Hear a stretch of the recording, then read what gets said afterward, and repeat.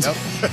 There it is. I still don't believe it. Here we are. I don't either. I still can't believe it. I was watching it live. So if you saw it on the internet, you had one experience. I was watching it live, and when it happened, it was like, zzz, zzz, zzz, like they went to a cut, then the sound was gone. You see Will Smith from the stand, keep up. Yeah. All muted, and you're like, what happened? And then the next second, like, Chris Rock is all frazzled, and he's like, we're giving out a documentary. I mean, we're giving out an Oscar. Yeah. Like, he was all frazzled. Questlove is up there. Questlove wins, crying about his father, and he didn't know what happened. It was truly a shocking moment, and a moment where you're like, I've seen everything in the world, and then this happens. How often do we get truly shocking moments, and how often do we get them in the NFL? With that, I give you a segment we're calling Schrager's Shockers. Let's go. Yeah. Love it. It's not the craziest finishes in NFL history. It's not the wildest plays. It's the moments that, if you had been having Twitter when they happened, it would be on fire. Or if you're watching in real time, you're like, this can't really be happening. Yeah. Rewind it, it can't really be happening. 5-1, let's go. Here we go, I can't wait. Number 5, it's a rather recent one. Let's go to the game, the play itself. This is what happens. Colin Kaepernick goes back, throws a deep pass. Michael Crabtree's in the end zone, but it gets deflected by Richard Sherman, and Malcolm Smith picks it off. None of us know the backstory at the time. And Erin Andrews, who has been doing a fantastic job her entire career and has done it since then, goes to interview Richard Sherman about this very positive, awesome game-stealing play, and we're all watching at home. And this is the interview that followed. Richard, let me ask you, the final play, take me through it. Well, I'm the best corner in the game. When you try me with a sorry receiver like Crabtree, that's the result you're going to get. Don't you ever talk about me. Who was talking about you? Crabtree, don't you open your mouth about the best. Or I'm going to shut it for you real quick. It still gets me going. I love Aaron's answer. Like, who's talking about you? Sorry, what? Like, what? Why are you yelling at me? It was one of the first Twitter moments that went truly viral. And to this day, I see that energy and I see that response, and I'm like, whoo! Like, that was something. Truly a shocking moment when usually these post-game interviews, I want to thank my teammates, I want to thank my friends, and gosh, and we're going to the Super Bowl. No, Sherman had a different energy. Shocking energy. Number 4, this actually happened in a game. Week 14, 1982, strike-shortened season.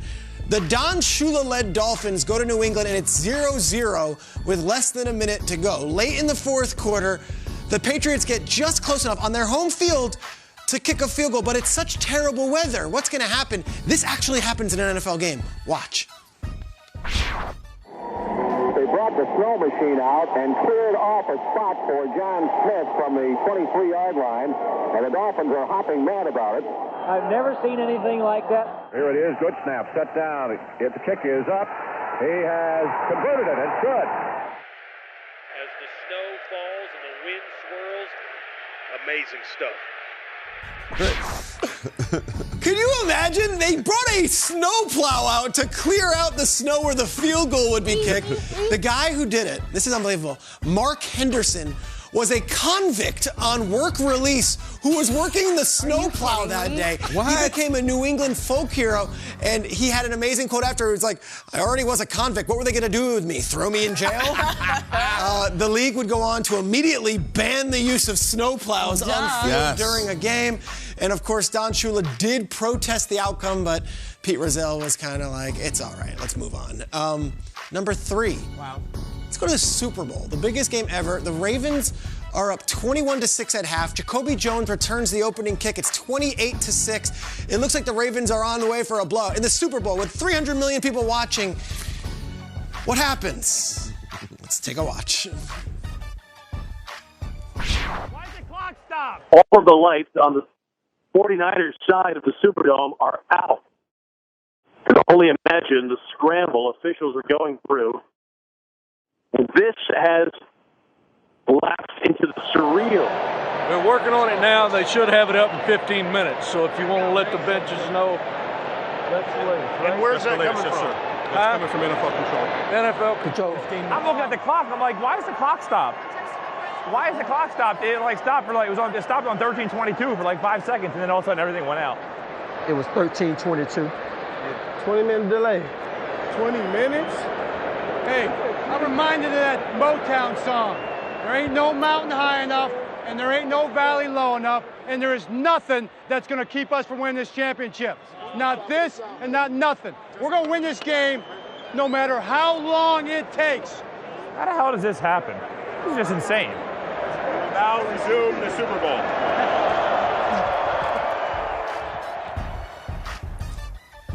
It was crazy, and we're 10 years removed, and it's still crazy. The Ravens and the 49ers would wait 34 minutes, but not only the Ravens and the 49ers, 300 million people are sitting on their couches like, what's going on? I was in the building that day on the very top of the Superdome.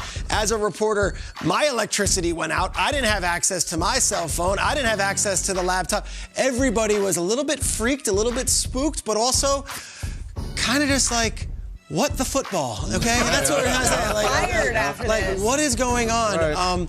The power would go on. The 49ers would come roaring back. Ravens would win. But let's get to number 2. Because number 2, we're going to go back to 1993. This actually happened. After a few years as the Eagles head coach, defensive guru Buddy Ryan comes to the Houston Oilers as the defensive coordinator of a firepower offensive team coached by that guy on the offensive side, Kevin Gilbride. So you've got Jack Pardee, the head coach, Buddy Ryan, who's a spark plug, Rex and Rob's father, and then you've got Kevin Gilbride as the offensive coordinator. Ryan's defense was awesome. They kept on doing things great, but at the end of the season, Ryan's defense, at the end of the season, the offense started having some issues, and everything wasn't sunshine and rainbows. It's the final game of the regular season. They're playing the Jets on a very good team. Gilbride decided to keep the offense firing in the final minute of the first half instead of letting the clock run out and relying on the defense. Take a look what happens and how Buddy Ryan responds to the decision. 2nd and 10, hit from behind, loose ball. Lagerman after it, recovered by the Jets. Bill Pickel. This is after the fumble. Take a look at what happened on the sideline with Kevin Gilbride and Buddy Ryan. There's Buddy Ryan. There's Kevin Gilbride. That's Buddy Ryan taking a swing at Kevin Gilbride. Oh, my God. The defensive coordinator punches the offensive coordinator. You don't get this stuff often. Yeah, shocking moments. That's like the Will Smith slap. Right.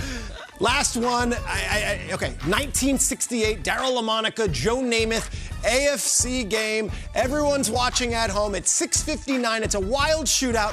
7 o'clock hit, 7 o'clock Eastern. Jets are in the biggest game of their franchise's history. What happens at 7 o'clock Eastern on NBC? Take it away. At 7 p.m., NBC had scheduled a kids' movie named Heidi. While NBC viewers, except those on the West Coast, were subjected to Heidi frolicking among mountain goats. The Raiders make goats of NBC. Monica to Charlie Smith, and he scores! What a game! On the subsequent kickoff, Jets teammates collided. The Raiders recovered the fumble for their second touchdown in 9 seconds and went on to win by 11 points. The 68 Jets-Raiders game was voted the greatest regular season contest of all time. Not because of Don Maynard's 228 receiving yards, still a Jets record, or even the Raiders' 9-second scoring explosion, but for a little girl who stole the show.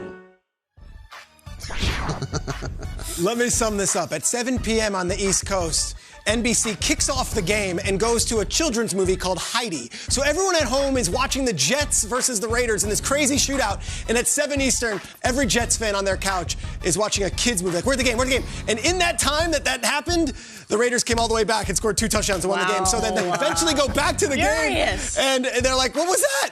Raiders won, Jets lost. It goes down as the Heidi game, and to this day, I think that would be the craziest thing. It's like The Sopranos going to black. That's what I was thinking. There's my 5. Quickly, guys, before break. Yeah, we only have Kyle, a few seconds. Dante, what do you I loved it. That was entertaining. It was absolutely a history lesson as well. I didn't know about the Heidi game. There you go. Great stuff, Shrek. Kyle? What do you got, Rachel? I just think that it's interesting that Schrager was at the Lights Out game. Has he been investigated? Yeah, that's it. You were up in the press box? Okay, Shrek. With my hat and a little card. Peter, the Vikings missing the draft pick in 2003. Crazy. Unbelievable. Kevin Williams, yep. And then Raider Matt Millen punching New England Patriots GM Patrick Sullivan. Google it. It's the most unbelievable picture you've ever seen. But that is a great list. It's a good one. To the Jim Harbaugh, Jim Schwartz fans out there, oh, yeah. I assure you we would have had that one as well. if there was some footage we could show with some of the audio. We needed a that top went on 10. there. All right. That's it.